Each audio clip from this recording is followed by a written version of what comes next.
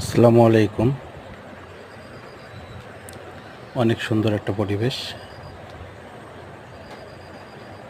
আসলে গ্রামে এই ধরনের পরিবেশ অনেক ভালো লাগে।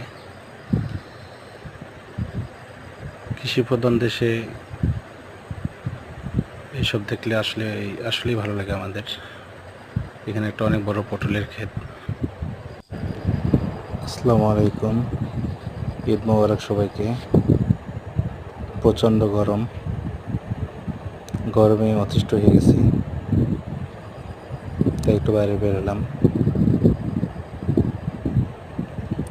বাতাস পাওয়ার জন্য।